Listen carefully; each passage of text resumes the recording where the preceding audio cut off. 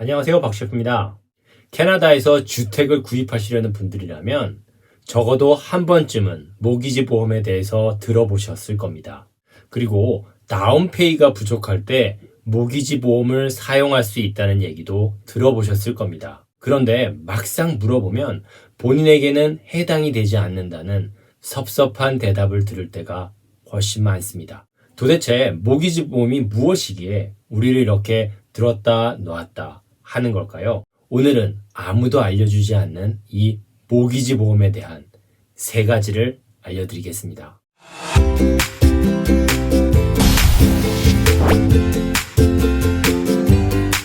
우선 첫 번째 모기지 보험은 많은 분들이 알고 계시듯이 모기지를 빌린 사람이 제때 이 모기지를 갚지 못할 경우를 위해서 대비하는 보험입니다. 이는 은행의 위험을 줄이는 것이 목적으로 결국은 해당 은행을 위한 보험이라고 볼 수 있습니다. 여기에 은행의 위험을 최소화시키기 위해서 다운페이가 20%가 되지 않을 때라는 기준을 정해 두었습니다.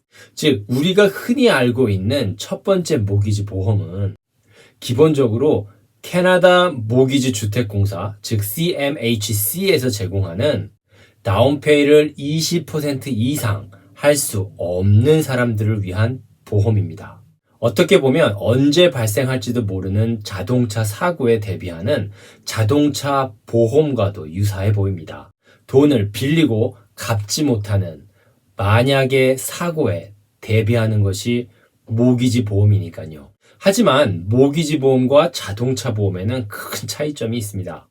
자동차 보험이 자동차 사용자를 위한 보험인 것과는 달리 모기지 보험은 모기지 사용자가 아닌 은행을 위한 보험이라는 것입니다. 그것도 빌린 돈에 대한 이자까지 지불하면서 말입니다. 물론 이 덕분에 모기지를 빌릴 수 있는 것이기는 하지만 왠지 은행을 위한 보험이라는 생각이 더 강하게 들 수밖에 없습니다. 다시 말해 은행은 돈을 빌려주고 이에 대한 사용료로 이자를 받아 수익을 낼 수 있게 됩니다. 그리고 이 고정 수익이 중단될 것을 대비하여 보험에 가입하고 그 보험료는 돈을 빌린 사람이 내는 구조와 흡사합니다. 이까지만 해도 은행은 절대 손해를 볼 것 같지 않습니다. 그런데 은행은 여기에 또 하나의 보험을 가지고 있습니다. 이 두 번째 보험은 각각의 은행이 가지고 있는데 이번에는 다운페이가 20% 이상일 때에만 적용이 됩니다. 즉, 다운페이가 20% 이상이라도 혹시 발생할지 모르는 사고에 대비하겠다는 의도입니다. 지금까지의 내용을 정리해보면 우선 은행은 다운페이가 20% 이상인 사람들에게도 만일을 대비해서 보험에 적용합니다.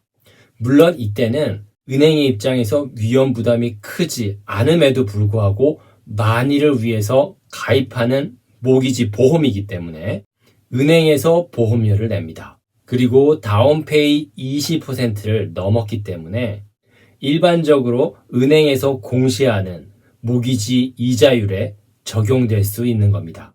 그리고 20%의 다운페이를 할 수 없는 사람인 경우에는 위험 부담이 더 커지기 때문에 모기지 주택공사에서 모기지 보험을 받아준다는 것입니다. 이렇게 다운페이를 20% 이하로 하게 될 경우에는 은행이 아닌 사용자가 해당 모기지 보험에 대한 보험료를 모기지 주택공사에 지불하게 됩니다. 세 번째 모기지 보험은 일종의 생명보험입니다.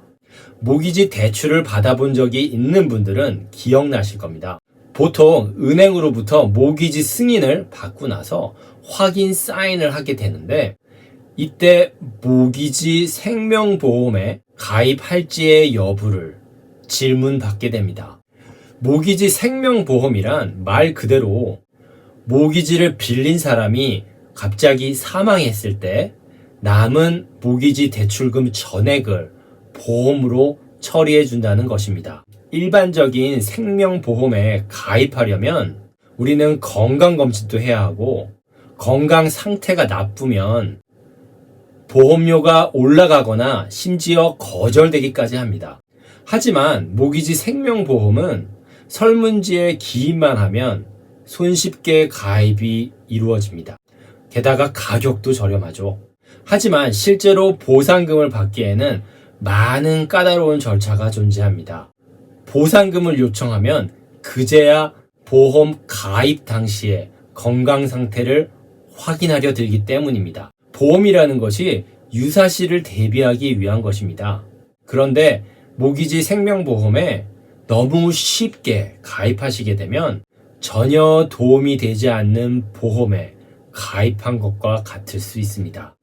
매달 불필요한 곳에 돈을 낭비하고 있는 꼴이 됩니다. 지금까지 3가지 모기지 보험에 대해서 살펴보았습니다. 어떤 분들은 은행이 일반인을 이용해서 돈을 버는 나쁜 놈이라고 말하기도 합니다. 저도 예전에는 모기지에 대해서 너무 몰랐습니다. 그래서 집을 팔면서 모기지 위약금으로 10,000불 이상의 페널티를 내본 적도 있습니다. 10,000불을 벌어도 시원찮은 판국에 10,000불을 날려보면 참 별의별 생각이 다 납니다. 그리고 해당 은행과 모기지 브로커를 원망해 보기도 했습니다. 물론 이 또한 저만 손해보는 행동이었습니다. 한 가지 확실한 것은 지금의 금융 시스템은 우리를 위해서 절대로 바뀌지 않는다는 것입니다.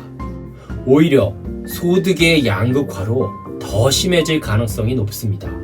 이런 환경에서 필요한 것은 변하지 않을 시스템을 탓할 시간에 그 시스템의 본질을 알고 규칙을 배우는 것입니다.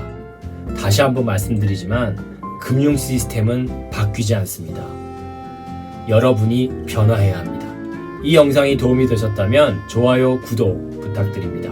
지금까지 박셰프였습니다. 감사합니다.